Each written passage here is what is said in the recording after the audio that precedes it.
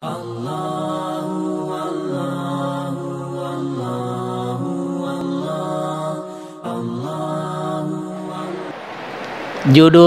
ceramah kita pada malam hari ini adalah pola hidup sehat menurut sunnah Rasulullah sallallahu alaihi wasallam.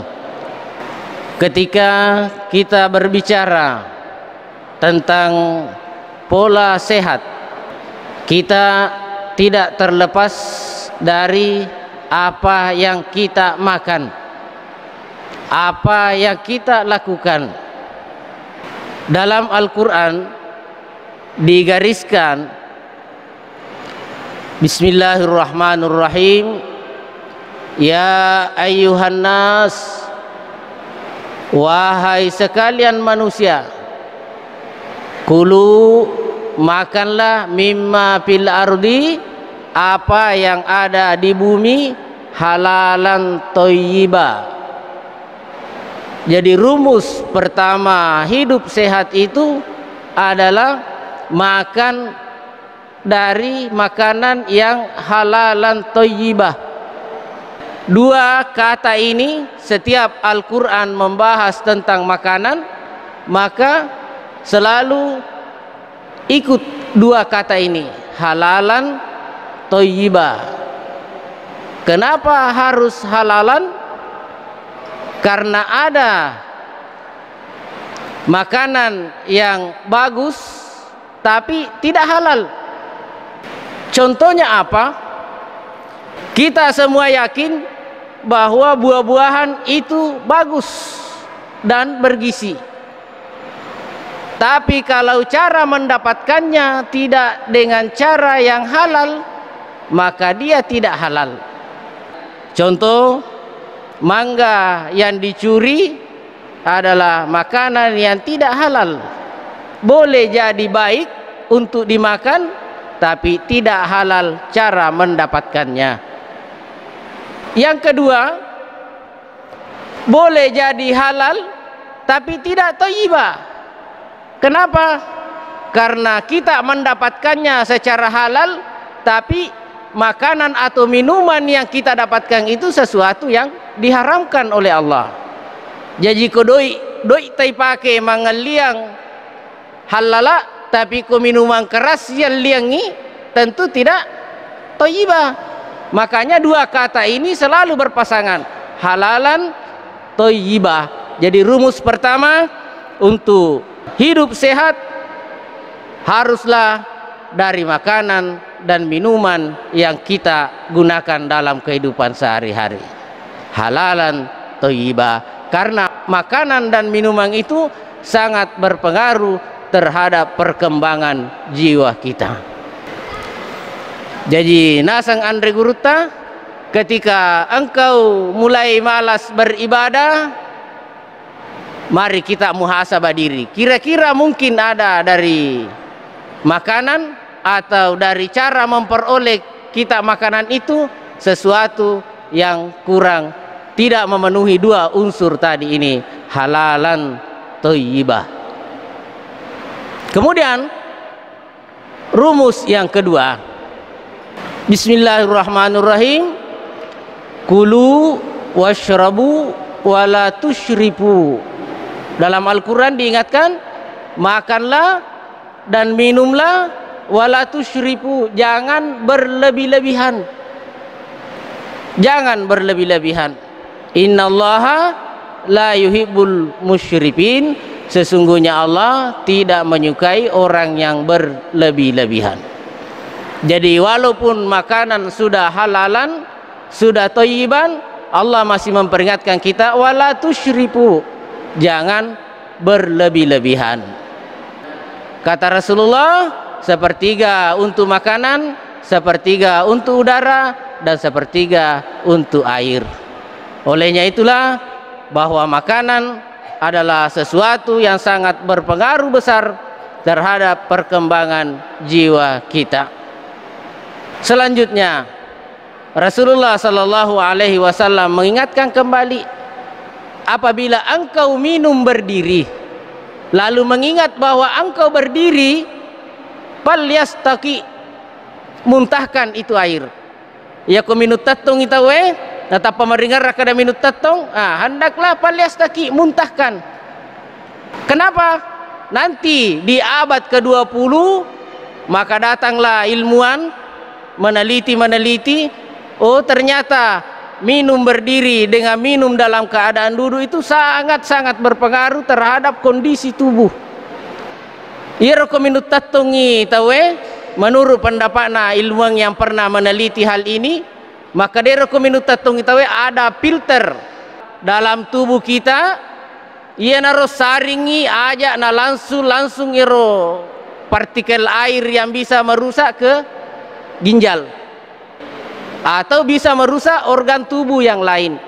Ketika kita minum dalam keadaan berdiri, alat yang ada dalam tubuh itu tidak berfungsi. Tapi ketika kita minum dalam keadaan duduk, alat itu berfungsi dan air yang kita minum itu telah tersaring oleh alat yang ada dalam tubuh kita, dan air itu bisa bermanfaat bagi tubuh kita. Dan pernah saya coba, Pak, saya minum berdiri langsung 1 gelas, sesudah itu kembung perut.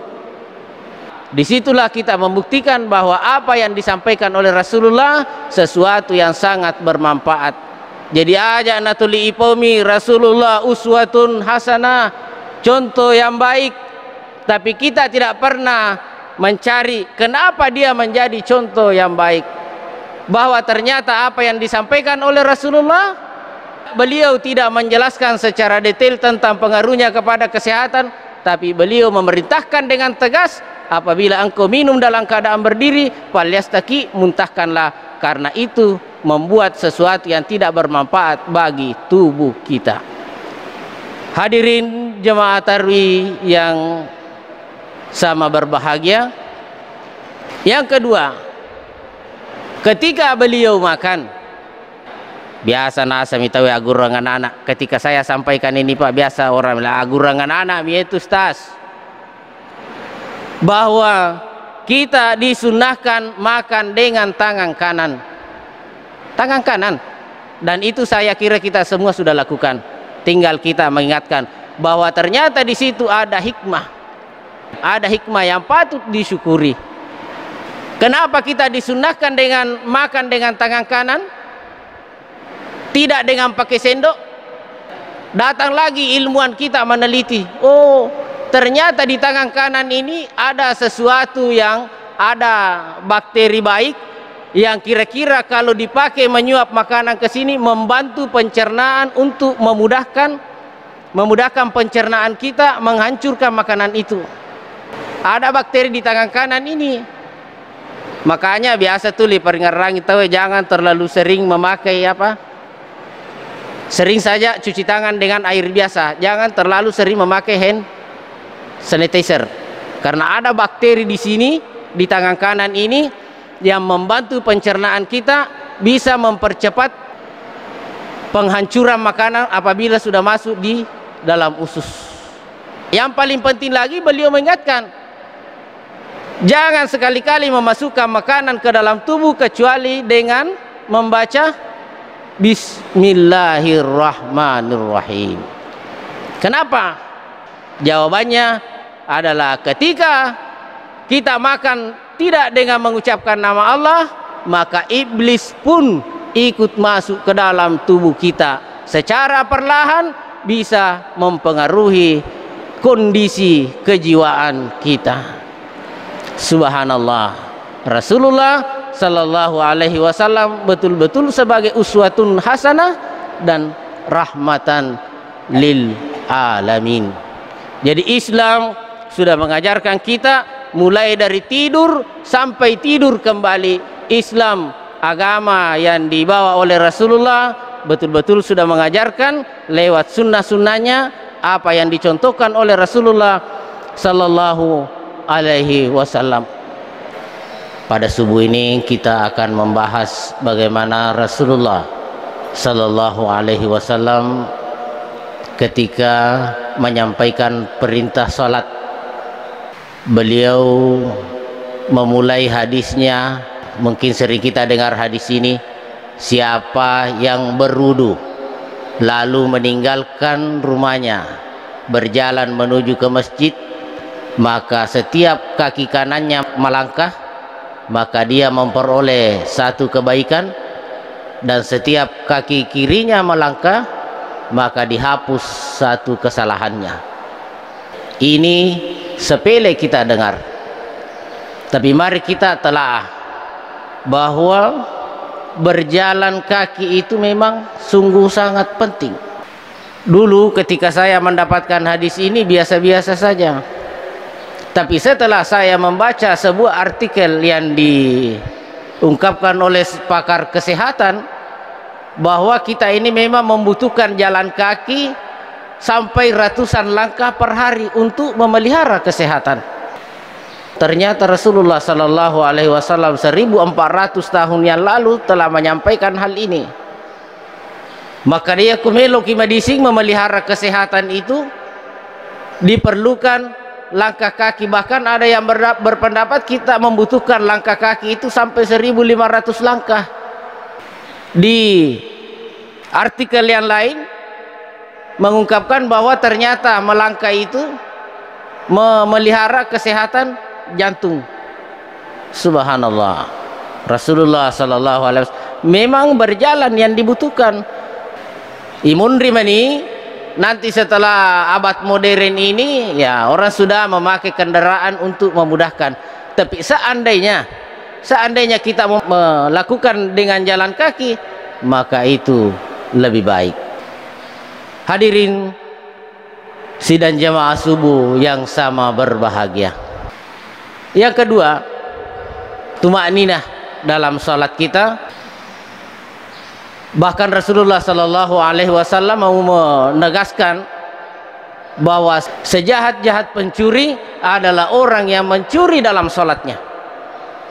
Para sahabat terheran-heran, ya Rasulullah, masih adakah orang yang mencuri dalam salat?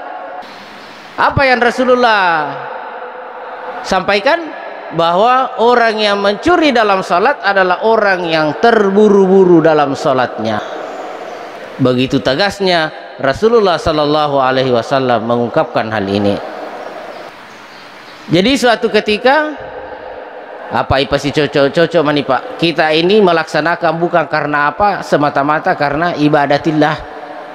Kita hanya penghambaan semata kepada Allah.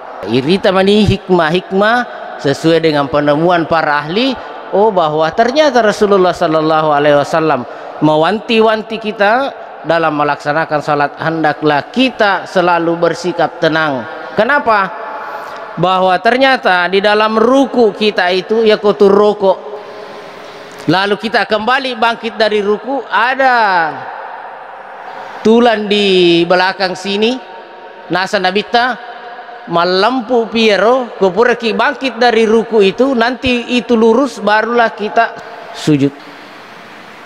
Apa ya nang ketau masampaja ma pari-pari ya kotanya padi kalon nalolongang padi lakka. Dan ini pernah saya buktikan. Ada seorang teman datang, maka ada kira-kira agar Pak Burana di tajapi-japi ka nasang agala satta, maka dia rola saku mapat di kue pangkuku. Ini seorang perempuan dapat di pangkuku. Karena kak biasa yang saya dapatkan ya ko malolomopi umuru na tahu ko tu nadek to na pura buang, tidak ada sebab-sebab yang ekstrim, lalu sakit bagian punggung sini. Yang kedua persoalan, mudah-mudahan saya bilang mudah-mudahan detok kigaga dua ku persoalan nak kada aga masyarakat. Pertama dek na makanja rok, dek na tenang rokok tak. Yang kedua marepeki macai okolaketa. Dia tidak menjawab apa-apa, tapi dia hanya tersenyum. Maka doa dijaji angke kutu salah sidina kak dek, ini yang saya dapatkan. Tidak tenang dalam salatnya dan sering marah-marah pada keluarganya. Jadi tumaknina dalam salat itu sungguh punya peranan penting. Ini di belakang ini adalah tulang punggung. Asal nemu apa tulang punggung? Saya pernah datang ke prakteknya dokter Witir gambar-gambaran. Oh ternyata asal tulang punggung adalah pusat saraf yang ada di depan sini. Oh kemana monro asal nemu apa tulang punggung? Jadi ketika kita ruku, ketika kita sujud, tidak tumaknina, ini tulang punggung ini terancam ini di belakang. Nah kuye masalah tulang punggungnya bisa menimbulkan dampak yang sangat luar biasa terhadap apa yang ada di depan sini. Jadi saya berpikir iro nabita dek nang kena jelaskangi. Belakangan ada ulama yang menjelaskan memang Rasulullah Sallallahu Alaihi Wasallam tidak menjelaskan secara detail. Kenapa? Karena dikhawatirkan nanti kamu salat bukan karena beribadah kepada Allah, tapi hanya karena ingin sehat. Itulah salah satu alasan menurut ungkapan ulama. Maka dade ni podako maka da ia kumipigau ia madisiko, karena ibadah itu kita Rasulullah tidak pernah menjanjikan duniawi. Denangka na podaki maka da ia ko aku pegawai masih podaleko denangka. Beliau hanya memerintahkan laksanakan ini, laksanakan ini. Tapi kalau kita mampu menjaga keistiqomahan, istiqomah ki pigau i erogagai, maka insya Allah Allah sudah menjanjikan kita. Tidak diminta pun Allah kasih ke kita. Apalagi kalau kita sudah laksanakan. Jadi tumaknina dalam salat itu sangat penting peranannya kalau kita meninjau dari segi kesehatan tubuh. Dan satu-satunya gerakan fisik yang semua lakukan tubuh itu berfungsi mana Pak? Sampai kaki pun makwa mana nih? Jarang olahraga degaga, hampir tidak ada olahraga di dunia ini seperti perlakuannya sholat. Koto suju nalokung indo kajewe, maka nasi pakar kesehatannya itu sangat luar biasa karena saraf-saraf yang ada di sambungan di kepala ini untuk memperbaiki saraf di kepala ini ada hubungannya dengan kaki. Anu sina parisa duduk terakhir di sholat itu, pada tahiyat akhir itu angka sina bahas para pakar kesehatan bahwa ternyata itu iya ko angka tahu saraf kejepit dengan prostat ini bisa dipakai asalnya pakai tahu terapi neuro itu duduk di akhir, sesudah duduk di akhir sholat tahiyat terakhir itu ya kota lokon ya kesana duduk tawarru, duduk pada tahiyat terakhir itu. Jadi kepuraki masam pajang aja natap aja mau tap pemalasi maluk asana i masulik kaki tidak mau kijolok dalam bentuk seperti itu. Bersikirlah sampai yang bisa kita tahan itu ya, insya Allah dampaknya ke prostat dan saraf yang ada di belakang sini. Jadi kau kata saraf kejepi bisa pakai ipamete-mete kutudaki iro duduk tawarru ternyata luar biasa gerakan sholat yang kita lakukan ini. Dan ini memang kata Rasulullah, sallu kama raaitumuni usalli. Sampai jabano pada pugau ini dari sisi fisik, bahwa ternyata gerakan sholat ini memang Rasulullah bukan Rasulullah yang mengarang-arang. Ini diajarkan langsung oleh malaikat Jibril. Ini sudah perintah dari langit. Jadi sidimi irulle buktikan, maka kita tidak perlu ragu dengan perintah-perintah yang lain. Yang kedua, puasa.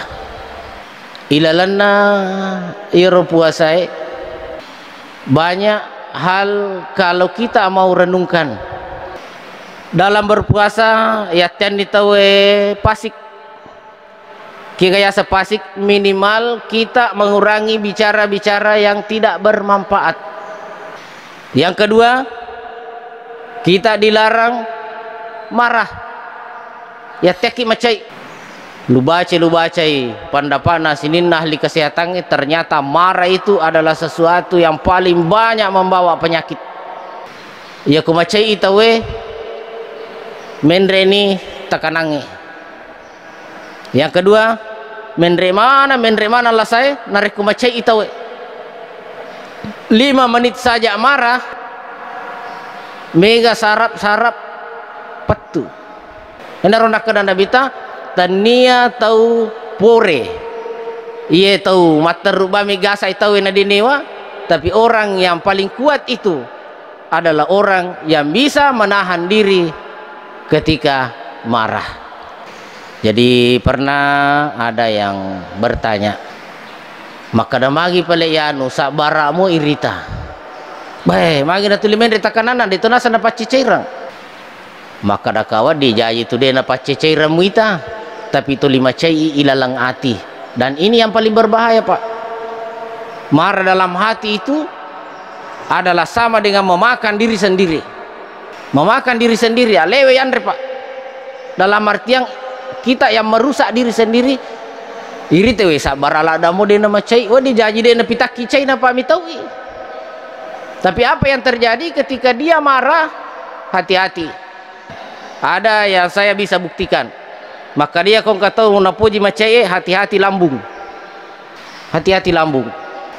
Jadi biasa ada yang datang, ya sambil kita bergurau dia mengeluh, maka dia ria kesuai lambukku tuliman rena Pak Bura de panapa aja, maka raka tanda aja itu Pak Bura papa aja pungala taala papa aja nak ada jaji agak ada dua karena kapal pisau macai micawai kada kapak di kada kade nak kapang ia mutuli macai, hati-hati lambung yang nak kata pace cairak wadi perisa bahwa ternyata ternyata mana tu Andre, Pak, bukan saja makanan yang menjadi penyebab penyakit, ada hal yang menyebabkan penyakit yang paling berbahaya.